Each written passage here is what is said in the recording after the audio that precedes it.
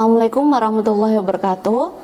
Perkenalkan, nama saya Yuvita Listiana, salah satu dosen di program studi Ekonomi Pembangunan di Universitas Trunojoyo Madura, Fakultas Ekonomi dan Bisnis.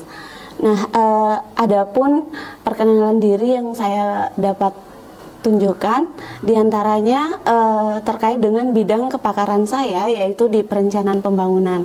Nah, pada kesempatan kali ini saya akan menjelaskan terkait dengan mata kuliah perencanaan pembangunan, di mana mata kuliah perencanaan pembangunan ini terdiri dari 3 bobot SKS yang harus ditempuh oleh mahasiswa semester 4 dengan kode mata kuliah EKU 166. Nah, di mana seorang lulusan program studi ekonomi pembangunan ini diharapkan bisa memiliki kompetensi dalam mengembangkan ilmu ekonomi, sekaligus dia memberikan kontribusi positif terhadap proses perencanaan pembangunan yang berkaitan dengan kebijakan publik. Adapun juga perencanaan pembangunan itu merupakan bagian dari siklus kebijakan publik, sehingga lulusan ekonomi pembangunan itu diharapkan mampu berkontribusi dalam proses penyusunan dokumen perencanaan. Karenanya konsep perencanaan ini sangat dibutuhkan oleh lulusan ekonomi pembangunan. Nah, untuk deskripsi mata kuliah perencanaan pembangunan, di mana nantinya mahasiswa ini bisa mengidentifikasi apa, mengapa, dan bagaimana perencanaan pembangunan itu dalam sebuah tahapan proses pembangunan dan proses penyusunan dokumen perencanaan pembangunan di suatu wilayah. Untuk ruang lingkupnya sendiri, diantaranya terkait dengan pengertian, tahapan perencanaan, baik itu secara umum maupun dalam konteks pembangunan wilayah. Nah, selain itu juga isu-isu yang harus diperhatikan saat merencanakan pembangunan, mengenalkan sistem perencanaan pembangunan nasional, dan tahapan serta tata cara penyusunan dokumen perencanaan wilayah di Indonesia itu harus sesuai dengan perundangan yang berlaku. Misalkan, di mana ketika kita menyusun dokumen perencanaan itu harus sesuai dengan Undang-Undang Nomor 25 Tahun 2004 terkait dengan sistem perencanaan pembangunan nasional, atau juga berkaitan dengan Permendagri Nomor 86 Tahun 2017. Nah, untuk metode pembelajaran dalam mata kuliah perencanaan pembangunan yang saya gunakan, biasanya saya menggunakan interaksi terhadap mahasiswa, yaitu berupa small group discussion atau enggak merupakan case method. Jadi mahasiswa itu dibagi menjadi kelompok kecil atau kelompok besar, yang dimana nantinya dikaitkan dengan kondisi real yang ada saat ini. Entah itu terkait dengan kasus perencanaan pembangunan atau merupakan pengenalan contoh-contoh tahapan dari proses perencanaan pembangunan itu sendiri. Nah, adapun capaian pembelajaran dalam mata kuliah perencanaan pembangunan yang berkaitan dengan program studi itu ada 2, diantaranya yaitu CPL pertama, mahasiswa itu terampil dalam menganalisa fenomena ekonomi yang sesuai dengan prinsip dan teori ekonomi secara sistematis. Sedangkan capaian pembelajaran yang kedua itu berkaitan dengan CPL Prodi yang ketiga, di mana mahasiswa mampu menganalisis fenomena bidang perencanaan pembangunan berdasarkan prinsip, berdasarkan konsep, teori, dan metodologi yang secara tepat. Jadi, selain CPL, itu juga ada CPMK, capaian pembelajaran mata kuliah. Nah, di mana CPMK dari mata kuliah perencanaan pembangunan itu terdiri dari 4, di mana mahasiswa mampu mengidentifikasi konsep dasar dari penyusunan perencanaan pembangunan. CPMK yang kedua yaitu mampu mengidentifikasi isu-isu penting dalam perencanaan pembangunan dan tahapan penyusunan dokumen perencanaan pembangunan. Yang ketiga yaitu mampu menerapkan teknik penyusunan dokumen perencanaan pembangunan, dan sub CPMK yang keempat yaitu menentukan indikator daripada kinerja pembangunan suatu wilayah.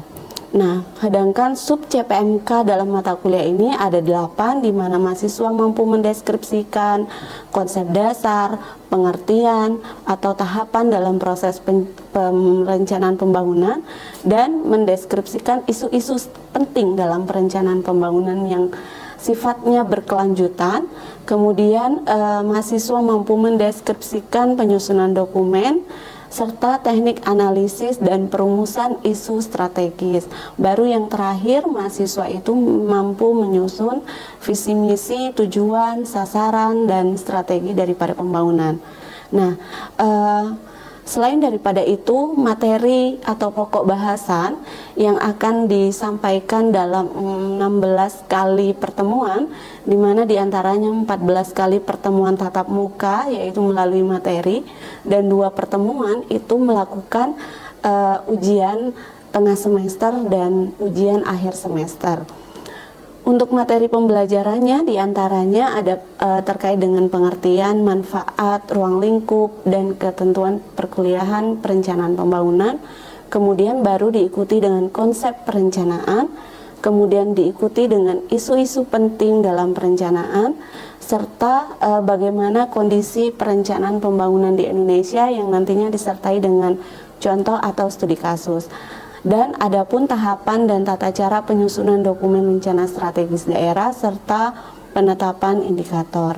Nah, di sistem pembelajaran ini biasanya saya meng-share RPS atau rencana pembelajaran semester kepada mahasiswa di awal tatap muka, atau mahasiswa bisa mengakses RPS tersebut dalam satu aplikasi yang sudah prodi kami buat, yaitu aplikasi Sekeren. Jadi mahasiswa bisa mengakses RPS di situ, bisa mengunduh, sedangkan dosen bisa mengupload RPS yang sudah siap diajarkan di setiap semesternya.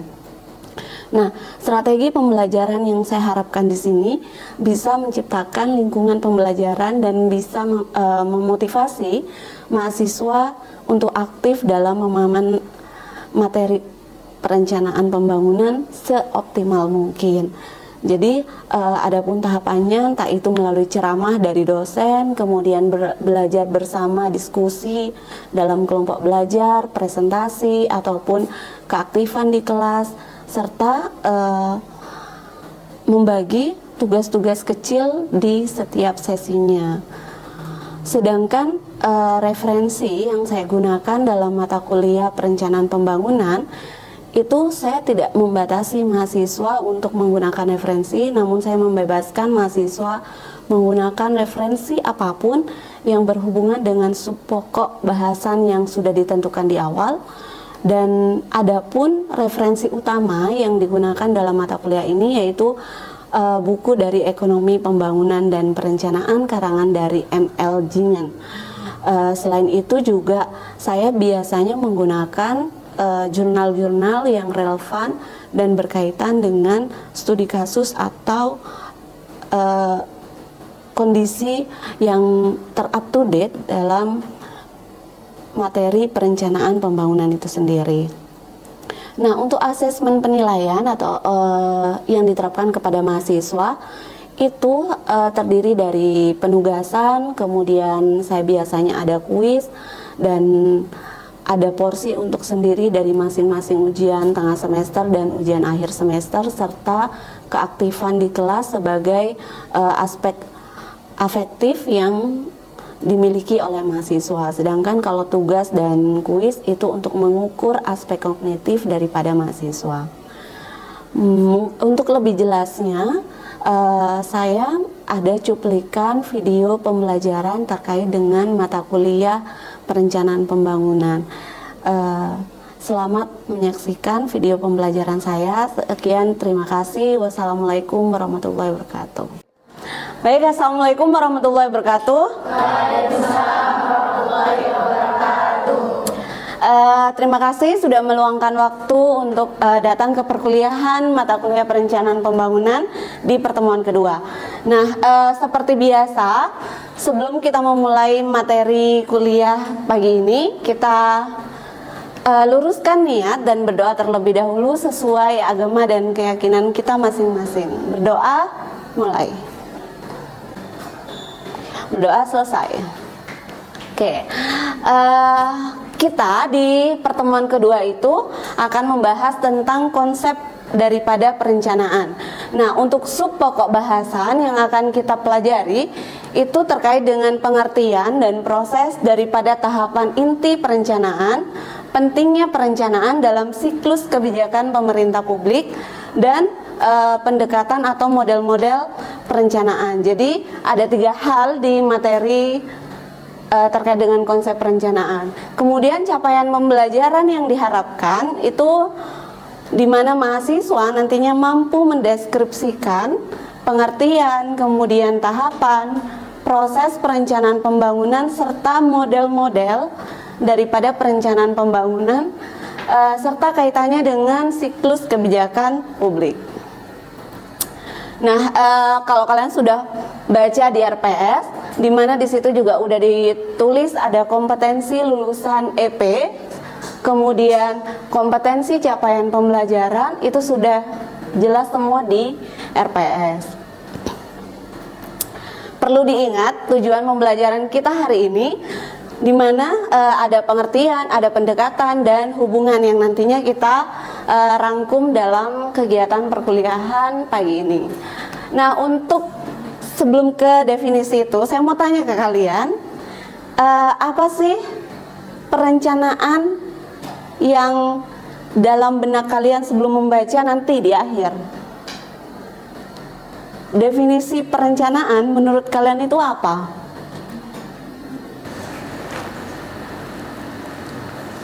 Oke, gimana definisi daripada perencanaan? Proses di mana kita sebelum melakukan sesuatu.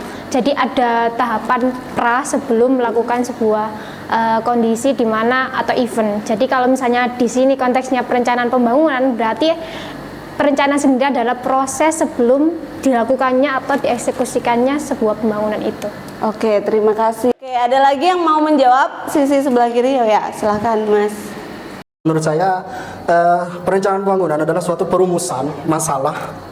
Kalau kita mau koheren dengan ilmu kita, yakni ekonomi, yakni pembangunan ekonomi, itu dimulai dari rumusan-rumusan yang atau menagih. Kalau menurut saya, menagih janji kampanye atau janji politik dari suatu kepala daerah yang menjanjikan pembangunan itu seperti apa. Nah, beberapa contohnya pembangunan itu ada 4 kalau nggak salah, koreksi kalau salah. Pertama itu ada pembangunan partisipatif, pembangunan lupa, pokoknya ada 4. Nah, yang paling relevan di Indonesia itu memang pembangunan partisipatif itu, Bu, karena turun langsung ke lapangan menanyakan kondisi real di masyarakat itu menggunakan observasi begitu. Menurut saya begitu.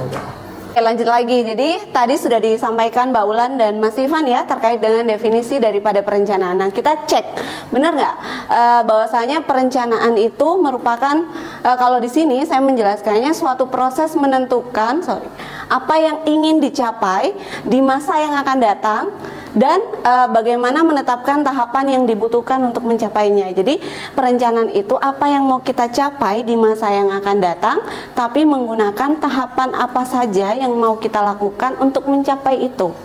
Itu perencanaan. Nah, selain itu suatu kegiatan ada juga definisi lain yang mengatakan suatu kegiatan yang terkoordinasi untuk mencapai suatu tujuan tertentu dalam waktu yang telah ditentukan. Jadi kayak ada semacam visi ya, sudah ada tujuan untuk mencapai apa yang mau dikerjakan di waktu tertentu, itu perencanaan. Kemudian kalau tahapan daripada perencanaan secara umum, coba kita lihat ada 4, di mana kita harus memahami kondisi saat ini atau existing condition ya, di mana kita harus tahu masalahnya apa, potensinya apa, isunya apa. Misalkan nih di suatu daerah, kemudian kita mau mengkonsepkan itu perencanaan, berarti kan kita harus tahu dulu apa sih kondisi permasalahan yang ada di suatu daerah itu. Baru setelah itu kita harus juga tahu potensi apa yang dimiliki di desa A misalkan. Oh, ini potensinya di bidang pertanian atau potensinya di bidang ekonomi, kayak gitu. Kemudian setelah tahu kondisi saat ini, baru kita menentukan visi, misi, tujuan, dan sasaran. Kemudian baru kita menciptakan strateginya, dan yang terakhir mengevaluasi ya. Nah, kalau ada 4 tahapan tadi, kemudian di sisi lain ada 2 unsur utama. Yang pertama itu adalah unsur hal yang ingin dicapai, sama yang kedua itu adalah unsur cara untuk mencapainya. Nah, kita sekarang bagi nih ke dalam kolom ya. Jadi dibagi ke dalam kolom. Di sini ada istilah visi, misi, tujuan, sasaran, strategi, program, sama kegiatan. Kemudian diklasifikasikan, kalau visi itu berarti adalah hal yang ingin dicapai, tapi kalau misi dia adalah cara untuk mencapai. Sedangkan yang lain, tujuan sampai ke program, itu juga masuk ke hal yang ingin dicapai, dan kegiatan itu masuk ke cara untuk mencapai. Nah, kalian harus paham ini dulu. Jadi tadi ada 2 unsur, di mana hal yang ingin dicapai dan materi yang untuk mencapainya. Nah, kalau ini mungkin kalian bisa baca di mana visi itu apa, kemudian kayak gini ya. Sebelah kiri kelihatan ya? Sebelah kiri saya kelihatan? Kelihatan ya? Ini ada makna visi, di mana visi itu adalah gambaran masa depan yang ingin kita capai. Kalau misi adalah berarti tujuan untuk mencapai visi, ya kan ya? Jadi kalau tadi ada visi, misinya itu berarti untuk mencapai si visi. Kemudian ada tujuan. Kalau tujuan berarti beda nggak tujuan sama visi? Beda? Beda ya? Bedanya di mana? Ada visi, ada tujuan. Kalau visi tadi apa? Gambaran masa depan yang ingin kita capai. Tapi kalau tujuan adalah hasilnya, outputnya. Oke, coba dibaca di situ. Tujuan itu adalah hal-hal yang perlu dilakukan untuk mencapai visi, melaksanakan misi, dan memecahkan sebuah permasalahan dengan menangani isu strategis. Jadi lebih kompleks ya pengertiannya ya. Jadi mencapai visi dulu, baru melaksanakan misi dan memecahkan suatu masalah. Kemudian biasanya kalau tujuan itu sifatnya berbentuk kata kerja. Jadi dia itu diikuti dengan kata kerja. Kalau sasaran, nah sasaran itu adalah hasil yang diharapkan dari suatu tujuan. Jadi dari tujuan kemudian diturunkan menjadi sebuah sasaran. Nah sasaran itu merupakan formulasi dari tujuan yang terukur, yang bisa diukur, baik itu secara spesifik, kemudian mudah dicapai, rasional, dan dilaksanakan dalam jangka waktu tertentu. Jadi kalau sasaran itu dia ada jangka waktunya. Kemudian selain sasaran itu ada strategi. Jadi strategi itu untuk menjawab sasaran. Nah, di atas dikatakan bahwa strategi itu digunakan untuk mencapai sasaran yang telah ditentukan. Baru diikuti ada sebuah program, yang dimana program itu berupa kegiatan untuk mencapai suatu sasaran dan tujuan tertentu. Program biasanya mencerminkan strategi untuk mencapai sebuah tujuan. Berarti tadi urutannya apa aja? Masih ingat tahapan-tahapannya? Ada tahapan apa tadi paling atas? Ada visi, kemudian ada misi, ada tujuan, sasaran, strategi, program, apa tadi? program atau aktivitas ya di sini ya. Nah, jadi perencanaan itu, ini ya, tahapan perencanaan itu berarti disusun melalui visi yang nantinya ke bawah itu yang diharapkan dalam bentuk sebuah program atau sebuah kegiatan gitu ya. Oke. Nah, untuk fungsinya, fungsi perencanaan dalam penentuan kebijakan publik, kalian pernah dapat mata kuliah ekonomi publik? Pernah. Nah, ada kaitannya nggak kira-kira mata kuliah ekonomi publik sama perencanaan pembangunan? Ada. Apa itu kira-kira? Ada yang mau mencoba menjawab? Saya, Bu. Iya, silakan, Mbak. Mungkin dari penjelasan Ibu tadi mengenai perencanaan dan juga pengetahuan saya mengenai kebijakan publik ya, Bu. Kalau dari perencanaan tadi itu kan merupakan yang berisikan arah dan tujuan. Nah, untuk kebijakan publik sendiri di mana kebijakan publik ini merupakan alat untuk mewujudkan tujuan tersebut gitu, Bu. Jadi kaitan mereka itu ada berkesinambungan gitu, Bu. Saling bersinergi ya, Ya. berarti ya, antara kebijakan publik sama perencanaan pembangunan. Oke, terima kasih, Mbak Cecilia. Oke, terima kasih. Benar ya kata Mbak Cecilia tadi. Jadi perencanaan pembangunan sama kebijakan publik itu saling berkaitan. Contohnya di sini kalian bisa lihat circle di sini, siklus di sini ada perencanaan, pengelaksanaan, baru mengevaluasi. Jadi ketika kita merencanakan, kita nggak bisa berhenti di tahap ini, tapi kita butuh melaksanakan juga atau mengimplementasikan. Nah, baru setelah itu kita butuh yang namanya evaluasi. Nah, ini yang seringkali terjadi di berbagai daerah. Setelah dilaksanakan, kemudian direncanakan, kemudian dilaksanakan, mereka tidak sampai ke evaluasi atau evaluasinya itu kayak tidak optimal ya. Nah, sehingga bisa memunculkan case atau studi kasus yang berkaitan sama perencanaan pembangunan. Nah, untuk mengatasi itu ada 4 model perencanaan, yaitu perencanaan rasional, perencanaan inkremental, dan perencanaan adaptif, serta yang terakhir itu perencanaan partisipatif. Untuk tahapannya mungkin nanti kalian bisa baca sendiri. Kalau rasionalitas itu berarti pendekatan yang terbaik untuk mencapai tujuan, itu rasionalitas. Tapi kalau yang inkremental berarti dia itu fokus pada isu saat ini atau jangka pendek yang dibandingkan dengan tujuan jangka panjang. Prinsipnya misalnya tuh pilihan diturunkan dari sebuah kebijakan yang nantinya dipertimbangkan. Setelah dipertimbangkan itu dilihat konsekuensinya, baru dipilih berdasarkan pertimbangan yang dilakukan, baru hasil akhirnya itu mengambil sebuah keputusan.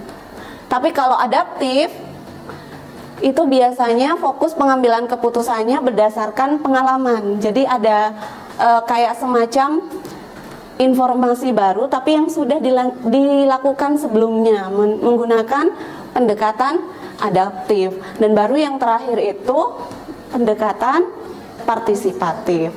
Nah, untuk bahan diskusi kita kali ini sudah dibagi ya kelompoknya ya tadi ya? Minggu lalu, sorry. Minggu lalu sudah ya?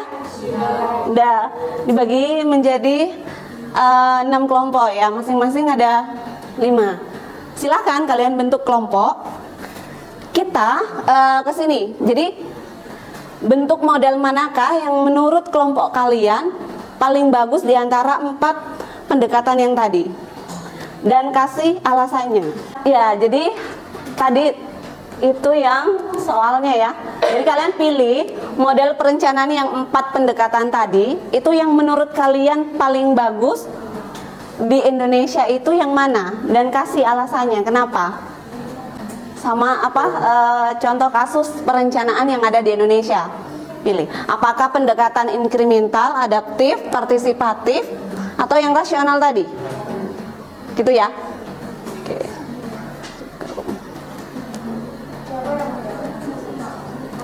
Oke. Jadi menurut kelompok kami, karena memang tadi sudah merembuk bersama, kami sepakat untuk bagaimana kami mengambil di model yang keempat, yaitu perencanaan partisipatif.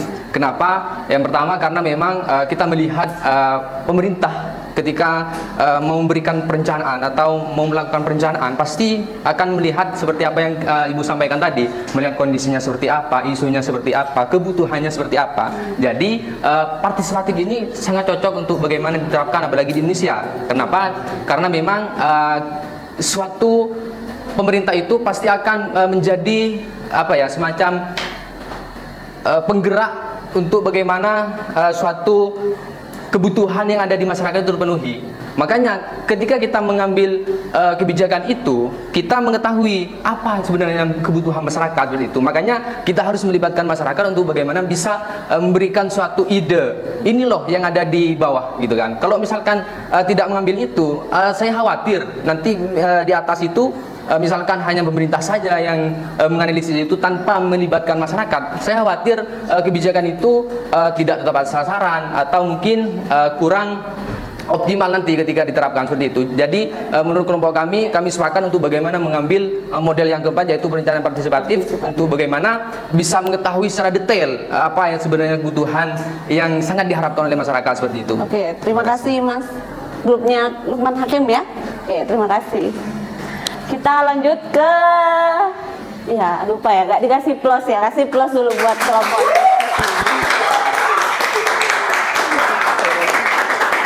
Menjawab juga, kami juga sama dengan kelompok sebelumnya tentang studi kasus di Gunung Kidul, namun kami mengambil dalam bidang wisatanya.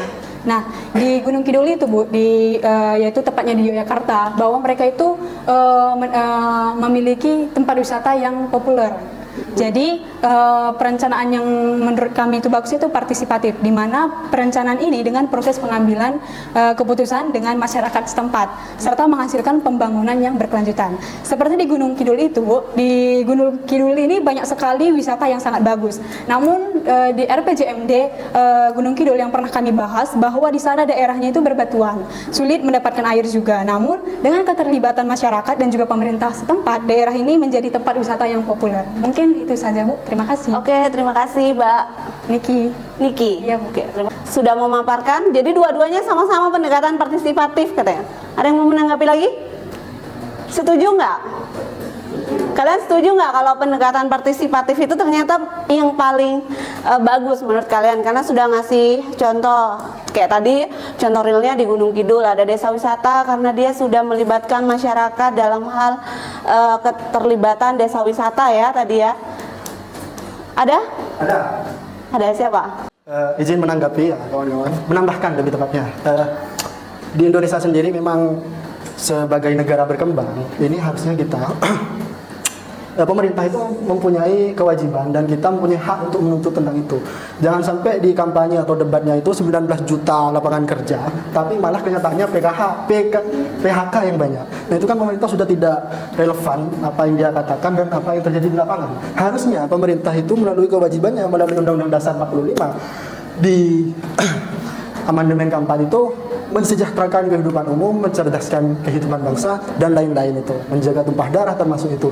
Nah, itu menurut saya pemerintah melihat hal ini ya dalam rezim Prabowo pada saat ini sangat belum bisa menerapkan perencanaan partisipatif ini. Karena memang pemerintahnya itu tidak kompeten menurut saya terkait hal tentang ini. Karena orang-orang yang saya setelah analisa, orang-orang yang taruh di menteri ataupun jajaran-jajaran staf sus itu memang orang-orang yang bukan bidangnya yang ditaruh. Ya, kalau tadi Mas Ivan menyoroti dari sisi negatifnya ya, kalau misalkan pendekatan partisipatif itu ternyata masih banyak masyarakat yang masih belum terlibat karena ada beberapa kesalahan dari pemerintah. Sebenarnya bukan pemerintahnya juga yang full salah, tapi kita itu harus bersinergi. Jadi nggak bisa yang namanya perencanaan itu berjalan dengan sendiri. Misalkan pemerintah jalan sendiri, kemudian masyarakat jalan sendiri, nggak gitu. Tapi antara pemerintah sama masyarakat itu harus saling berkolaborasi. Jadi mereka saling bekerja sama satu sama lain kayak gitu, supaya tidak ada miss dari tahap yang tadi. Perencanaan, kemudian implementasi, bahkan sampai di tahap evaluasinya, begitu ya teman-teman ya. Jadi kita nggak bisa menyalahkan sepenuhnya dari sisi pemerintah, kita juga tidak bisa menyalahkan dari sisi masyarakat. Tapi di mana evaluasi, nah itu pentingnya evaluasi. Jadi di mana evaluasi yang kita terapkan. Itu yang perlu digarisbawahi. Nah, mungkin itu saja terkait dengan materi pertemuan kedua ini. Kita lanjut di sesi minggu depan ya. Terima kasih, kita akhiri perkuliahan hari ini. Wassalamualaikum warahmatullahi wabarakatuh.